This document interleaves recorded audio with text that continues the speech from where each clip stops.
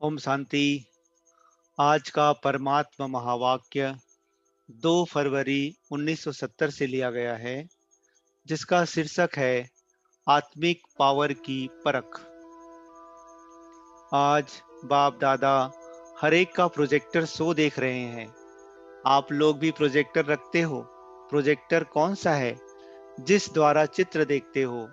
हर एक के नयन प्रोजेक्टर हैं। इस प्रोजेक्टर द्वारा कौन सा चित्र दुनिया को दिखला सकते हो? वह है साइंस की शक्ति का प्रोजेक्टर, और यह है ईश्वरीय शक्ति का प्रोजेक्टर। जितना जितना प्रोजेक्टर पावरफुल होता है, उतना ही दृश्य क्लियर देखने में आता है। वैसे ही तुम सभी बच्चों के यह दिव्य नेत्र जितना जितना क्लियर अर्थात रूहानियत से संपूर्ण होंगे, उतना ही तुम बच्चों के नयनों द्वारा कई चित्र देख सकते हैं और ऐसे ही स्पष्ट दिखलाई देंगे जैसे प्रोजेक्टर द्वारा स्पष्ट दिखाई देते हैं। तो इन नयनों द्वारा बाप दादा और पूरी रचना के स्थूल, सूक्ष्म, मूल तीनों लोकों के चित्र दिखाई दे सकते हैं। कोई भी आपके सामने आए तो सर्व साक्षात्कार तुम्हारे नयनों द्वारा कर सकते हैं। जितने जितनी लाइट तेज होगी, उतना चित्र क्लियर। बल्ब पावरफुल कितना है, वह फिर बाप दादा कैसे देखते हैं मालूम है? अपना बल्ब देखा है कि कितने पावर का है? हर एक ने अपने बल्ब की पावर देखी है। जो समझते हैं हम अपनी लाइट की परसेंटेज को जानते हैं कि हमारा बल्ब किस प्रकार का है, वह हाथ उठाएं। हमारी आत्मा कितनी पावरफुल है, इसकी परख किस आधार पर कर सकते हो? बच्चे कहते चार्ट से। वह भी टोटल बात हो गई। कौन सी बात से अपनी परख कर सकते हो? लाइट में विशेषता क्या होती है? उसमें विशेष गुण यह होता है, जो चीज जैसी है वैसे ही स्पष्ट देखने में आती है। अंधियारे में जो जैसी वस्तु है वैसे देखने में नहीं आती है। तो लाइट का विशेष गुण है अस्पष्ट को स्पष्ट करना। इस रीति से अपनी लाइट की परसेंटेज परखने का तरीका यही है। एक तो अपने पुरुषार्थ का मार्ग स्पष्ट होगा, अर्थात लाइन क्लियर देखने में आएगी। दूसरी बात, अपना भविष्य स्टेट भी देखने में आएगा। तीसरी बात, उन्हों की सर्विस करते हो तो जितनी खुद की रोशनी पावरफुल होगी, उन्हों को भी इतना ही सहज और स्पष्ट।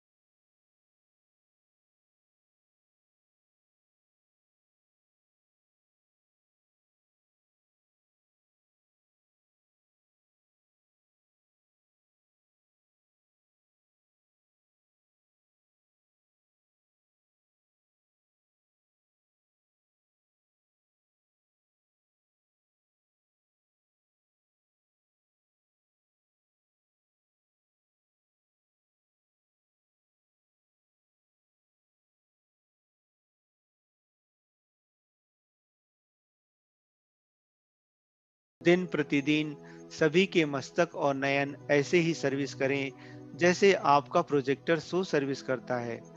कोई भी सामने आएंगे वह चित्र आपके नयनों में देखेंगे। नयन देखते ही बुद्धि योग द्वारा अनेक साक्षात्कार होंगे। ऐसे साक्षात्कार मूर्त अपने को बनाना है। लेकिन साक्षात्कार मूर्त वह बन सकेंगे जो सदैव साक्षी की स्थिति में स्थित होंगे। उनके नयन प्रोजेक्टर का काम करेंगे। उनका मस्तक सदैव चमकता हुआ दिखाई पड़ेगा।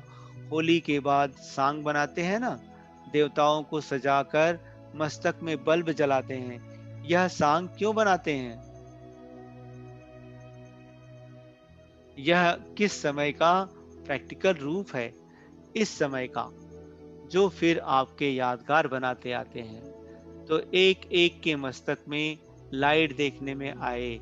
विनाश के समय भी यह लाइट रूप आपको बहुत मदद देगी।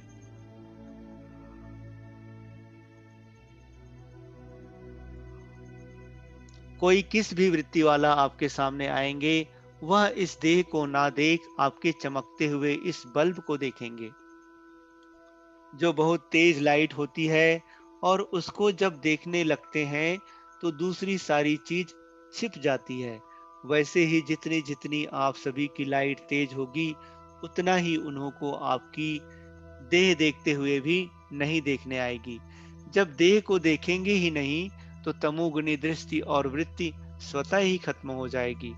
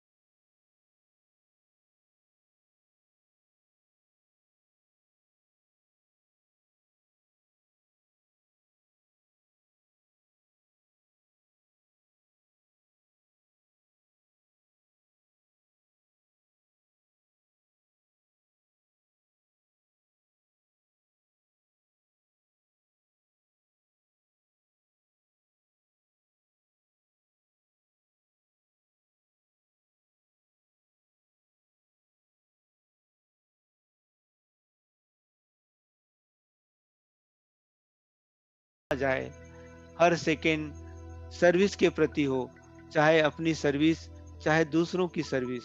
लेकिन जब हो ही सर्विसेबल, तो समय और संकल्प सर्विस के बगैर नहीं जाना चाहिए। फरमान बरदार का अर्थ ही है फरमान पर चलना। मुख्य फरमान है निरंतर याद में रहो। अगर इस फरमान पर नहीं चलते तो क्या कहेंगे? जितना जितना इस फरमान को प्रैक्टिकल में लाएंगे, उतना ही प्रत्यक्ष फल मिलेगा।